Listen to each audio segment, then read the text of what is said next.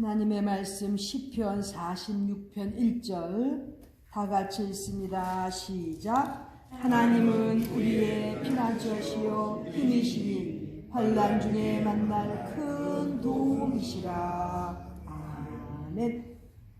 세상을 살다 보면 환난이 없는 사람이 없습니다.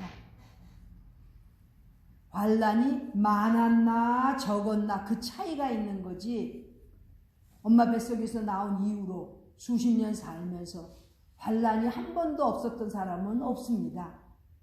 왜? 이 땅은 천국이 아니기 때문에. 영어로는 Earth is not heaven 이렇게 얘기합니다. 그러므로 이 땅에 사는 동안 누구나 다 환난을 당하게 돼 있는 것입니다.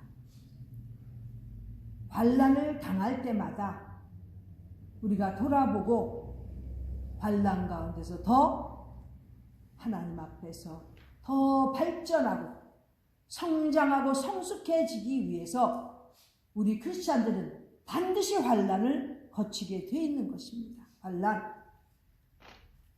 원치는 않지만 그래도 이 땅에 살다 보면 다 환난이라는 게 있지요.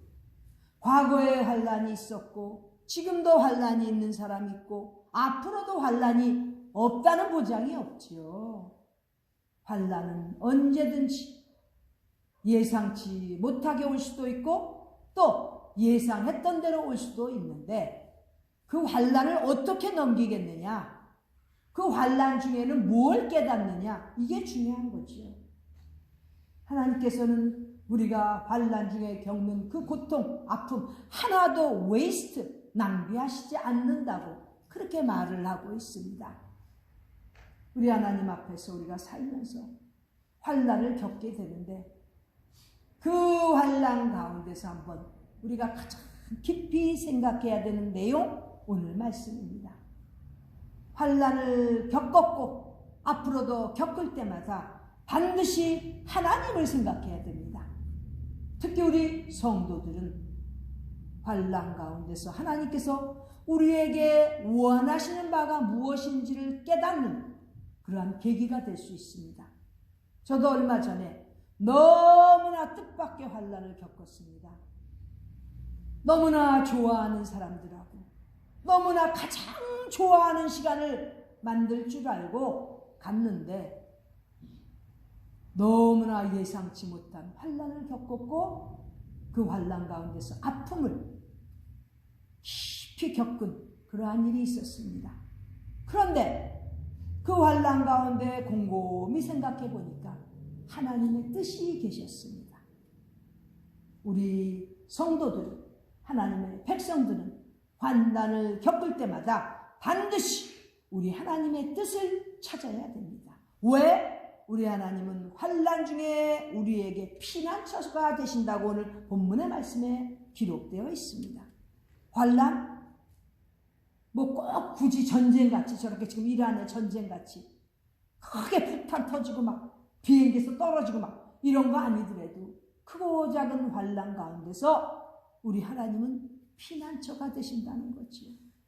우리가 누구를 피난처로 삼겠습니까? 이 땅에서 권세 잡은 자들, 돈 많은 자들 우리의 피난처가 될 수 있을 것 같습니까? 천만에요. 사람은 언제든지 돌변할 수 있고 천천히 변할 수 있기 때문에 우리의 피난처가 될 수 없습니다. 그러나 전능하신 하나님, 우리의 아버지 되시는 하나님, 우리의 피난처이신 것입니다.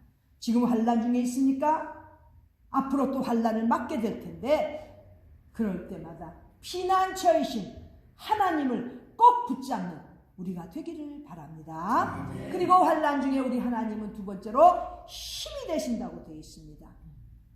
환난을 겪어보세요. 기운도 없고 아무것도 하기 싫잖아요. 먹기도 싫잖아요. 심지어는. 그럴 때 힘이 싹싹 빠지는데 그 환난 중에 어떻게 우리가 이겨낼 수 있는 힘이 생기겠습니까? 바로 하나님 아버지시라는 거지요. 우리가 힘들 때마다 우리에게 강한 힘, 파워, 주신 우리 하나님 아버지는 우리가 지금도 앞으로도 늘 의지하고 가야 되는 것입니다. 우리는 이렇게 힘이 되신 여호와 하나님을 생각할 때마다 낙심하고 정말 환난 중에서 너무너무 괴로워서 자빠지고 싶어도 우리 하나님께서 힘이 돼 주셔서 다시 일어나는 것입니다.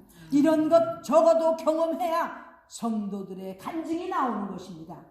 평생 살면서 50년, 60년, 70년, 80년 살아도 간증 한마디 못하고, 왜? 자기가 느낀 것을 너무나 깊이 느껴서 하나님 앞에 그 감동을 받은 게 없으니까 간증 못하는 거예요. 신앙의 믿음의 깊고 얕은 정도, 신앙의 크고 작은 정도는 바로 간증을 해보면 압니다. 간증 속에서 나의 신앙이 나타나는데, 그 간증 속에는 내가 어려운 가운데서 만났던 하나님께서 주신 힘, 그 힘으로 승리했던 것, 그걸 간증하는 거예요. 어디 가서 시껏 두들겨 맞고 쫄딱이 돼서 온 거, 그게 무슨 간증입니까? 적어도 힘을 받아서 이겨내고 승리했던 것, 이런 걸 간증할 수 있어야 되지 않겠습니까? 바로 우리의 하나님께서 우리의 힘이 되시기 때문에 어떤 환난이 다가와도 우리는 이겨낼 수 있는 것이라는 것을 오늘 기록하고 있는 말씀이 우리에게 주시는 그 교훈인 것입니다. 여호와 하나님께서 힘이 되신 건 느껴봤습니까? 이야, 세상 사람들은 실망하고 실망시키고 괴롭고 괴롭혀도 힘이 되신 하나님께서 보호해 주시니까 그 고비고비마다 이겨낼 수 있었습니다. 사람으로부터 받는 그 실망, 고통, 너무너무 정말 뜻밖의 힘들고 괴롭지만 힘이 되신 여호와 하나님께서 함께 하시니까 또 이겨내게 되더라고요. 사도 바울이 누차 얘기했습니다. 자기에게 가시가 있음을, 육체에 가시가 있음을, 그 가시는 바로 사람으로서부터 오는 가시라는 거예요. 물론 몸에 건강에 뭐 좀 아픔이 있었는지 모르겠지만 성경적인 해석은 사도 바울도 그 사람의 가시로부터 얻는 그 고통, 그런 것들을 말씀에 기록해 놓은 거예요. 그러므로 그렇게 온 몸과 온 정성을 다 바쳐 일생을 하나님 앞에 드린 그 사도 바울도 육체의 가시 때문에 괴로워했는데, 하물며 우리는 육체의 가시가 없겠습니까? 당연히 있지요. 그럴 때마다 이겨내야 됩니다. 무엇으로? 하나님께서 주신 힘으로 이겨내야 된다는 것이죠. 이러므로 환난 중에 우리 하나님께서 우리에게 힘을 주시는, 힘이 되시는 전능하신 하나님이심을 우리는 믿고 의지해야 되는 것입니다. 또 환난 중에 우리 하나님께서는 오늘 보니까 환난 중에 만날 큰 도움이시라 이렇게 기록되어 있습니다. 사람의 도움 기대하지 마세요.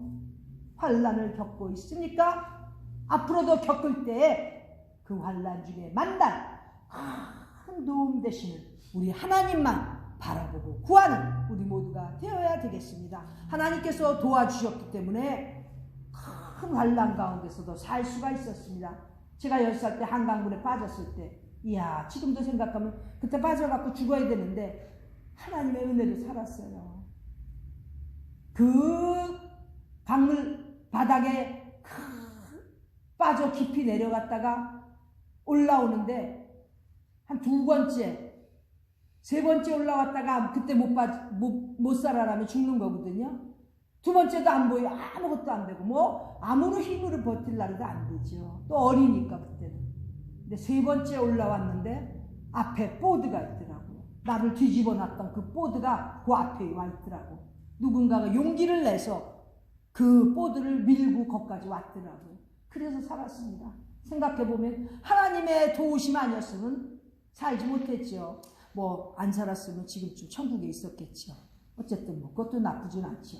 그러나 어쨌든 하나님께서 이 땅에서 아직 해야 될 사명이 있기 때문에 살려주셔서 환난 중에 만날 큰 도움이신 우리 하나님께서 살려주셔서 얼마나 감사한지, 귀한 여러분들도 만날 수 있고 또 이렇게 신앙생활하면서 하나님 앞에 기쁨을 드릴 수 있는 그런 일도 할 수 있고 얼마나 감사한지 모릅니다. 우리 모두가 사는 동안에 우리에게 환난 중에서도 만나주시는 그 하나님을 의지하고 도움이 되셔서 우리와 함께 하시는 그 하나님을 의지하고 살아가는 귀한 성도들, 믿음의 귀한 종들이 다 되시기를 바랍니다. 기도하겠습니다. 하나님 아버지 감사합니다. 환난 중에서도 우리에게 피난처가 되시고 우리의 강한 힘이 되셨고 또 우리에게 앞으로도 환난 중에 만날 큰 도움이신 하나님을 찬양합니다. 우리 하나님 앞에 감사를 드리고 평생 하나님 앞에 감사하며